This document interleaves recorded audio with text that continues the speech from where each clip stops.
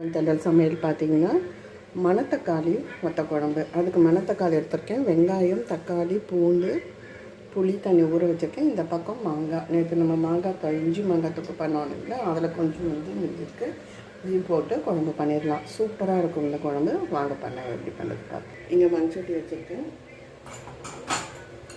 ரொம்ப சிம்பிளான குழம்பு. நல்லெண்ணெய் விட்டுருக்கேன், கடுகு, சீரகம்,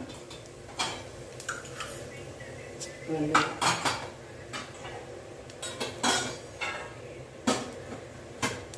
நல்ல பொரிஞ்சு வரட்டும்.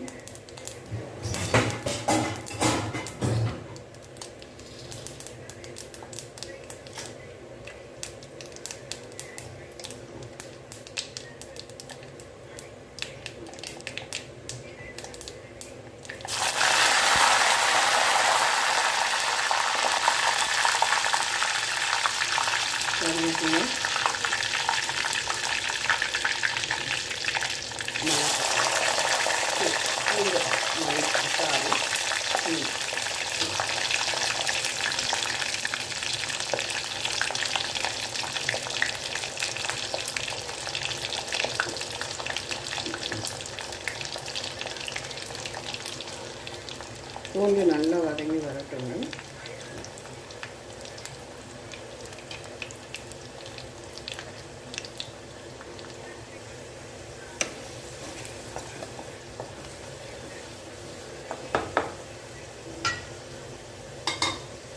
இப்போது பாதி வைக்காடு வெந்துச்சு.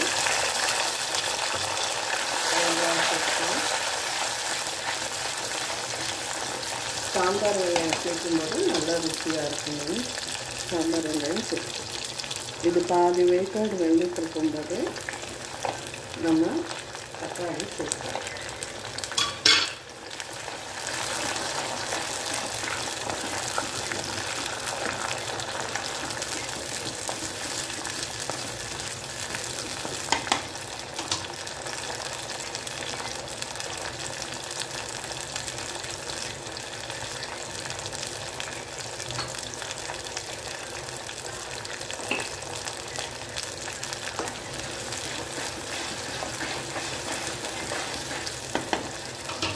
இப்போ ஒன்று மணத்தக்காளி வத்தல், இதை முதலே வறுத்து வச்சுக்கலாம். இல்லாட்டினா இந்த மாதிரியே உங்களுக்கு பச்சையாகவே போட்டுக்கலாம், நல்லாயிருக்கும். வறுக்கிறதுக்கு இதுலேயே உங்களுக்கு வறுத்துட்டு வந்துடும். ரொம்ப சிம்பிளான குழம்பு.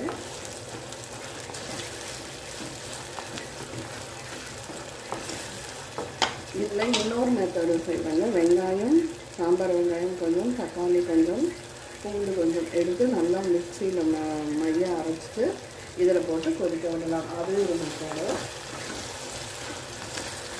இது ரொம்ப சிம்பிளாக எளிமையான மணத்தக்காளி. ஸோ தக்காளி நல்லா வதங்கி வரட்டும்.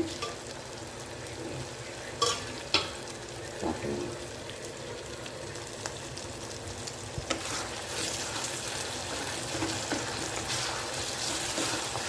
தக்காளி நல்லா ஸ்மாஷ் ஆகிற அளவு வதங்கியாச்சு.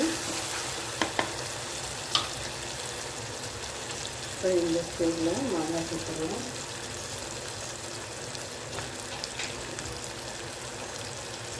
இது பார்த்திங்கன்னா வத்த குழம்பு பொடி.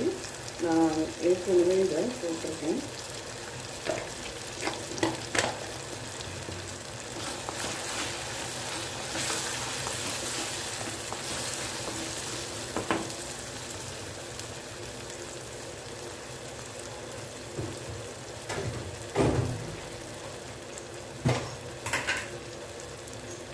அடுத்தது 2 ஸ்பூன் குழம்பு மிளகாய்த்தூள்,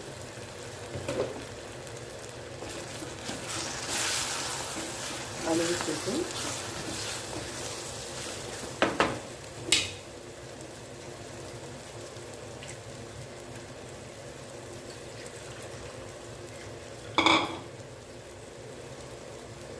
இப்போ புளி தண்ணி,